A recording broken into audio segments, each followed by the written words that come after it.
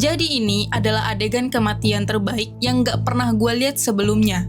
Tapi pertanyaannya, kok bisa dia bangun dengan keadaan setengah badan cuma buat keluar dari ruangan dan benerin dasinya? Kenapa adegannya harus dibuat seperti itu? Jadi ini Gus, bukan Agus tapi Gustavo Fring, seorang pemilik restoran terhormat dengan senyum yang ramah, tapi pas dia berhenti tersenyum, aura penguasa narkoba yang mainnya rapih dan kejamnya kelihatan.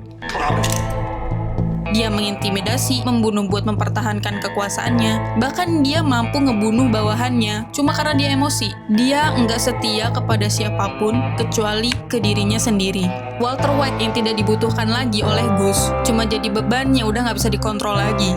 Ia menyerang Walter secara psikologis dengan mengancam akan membunuh keluarganya. I will kill your wife. I will kill your son. I will kill your infant daughter. Sehingga Walter White harus menyingkirkan Gus sebelum dia yang dibantai. Dengan cara apa? Dengan cara manfaatin Hector Salamanca, bapak mafia yang dulu pernah ngebunuh temennya Gus, sampai Gus punya dendam kusumat. Tapi sekarang ia kena penyakit dan cuma bisa duduk di kursi roda dan mencet-mencet bel.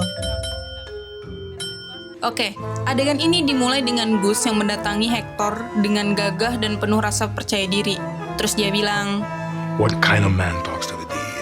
buat konteks aja, si Gus itu curiga kalau si Hector cepuin dia ke polisi kalau Gus bandar narkotoy. Editingnya berjalan dengan pacing lambat buat ngebangun keadaan yang tenang. Kayak seakan-akan tidak ada apapun yang akan terjadi. Terus dia ngasih vaksin. Ya intinya dia mau mencelakai si Hector lah. Tapi tiba-tiba shot berubah ke close up, tensinya naik. Gus terlihat kaget karena melihat Hector yang tiba-tiba nangis.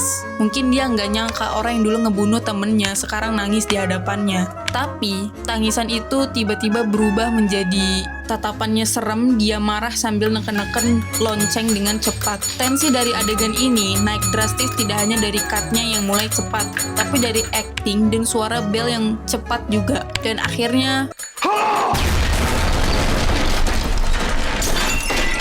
setelah ledakan terjadi, orang yang ada di dalamnya seharusnya mati hancur lebur, nggak utuh. Tapi tiba-tiba Gus melangkah keluar ruangan. Seketika, gua ngira dia masih hidup, tapi setelah kamera bergerak muter, kita melihat kenyataan yang mengerikan. Setengah badannya utuh, tapi setengah badannya yang lain hancur lebur. Setengah badannya yang masih rapi melambangkan pesona publik Gus sebagai pengusaha terhormat yang penuh kendali, perfeksionis, dan rapi. Tapi setengah badannya yang hancur melambangkan sisi jahatnya sebagai raja narkoba yang kejam dan gak manusiawi. Adegan ini menandakan dualitas kehidupan yang dijalani oleh Gus. Itulah yang membuatnya ikonik.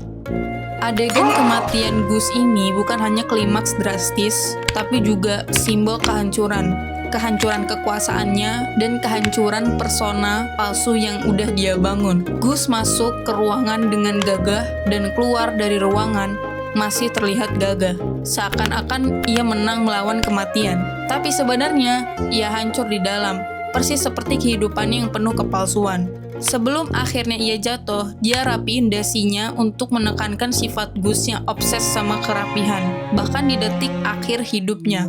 Sinematografi lighting yang kontras juga seakan-akan overshadowing kematian Gus gitu. Adegan Gus berjalan ke ruangan dibuat dengan campuran make up prostetik plus CGI. Nah, studio efek digital kemudian menghapus bagian di wajah itu dan menggantinya dengan model CGI realistik banget sumpah, sampai urat matanya pun masih bergerak-gerak dan itu kelihatan. Karena Vince Gilligan dan timnya tidak sekadar matiin salah satu villainnya, mereka juga mengkombinasikan teknis praktikal plus CGI yang halus, tapi juga menyelipkan simbolisme dan karakternya. Dan kita semua bahkan hampir percaya kalau Gus itu masih hidup. Lalu kita dihantam dengan twist visual. Hasilnya adegannya realistis, penuh makna, dan nggak bisa dilupakan. Setelah itulah kita melihat Walter White bilang, What happened? I won. Makasih udah bertahan nonton sampai sini. Bagi gua gak cuma cerita di dalam filmnya yang menarik, tapi juga cerita di balik filmnya juga menarik. Jadi subscribe biar gak ketinggalan konten selanjutnya.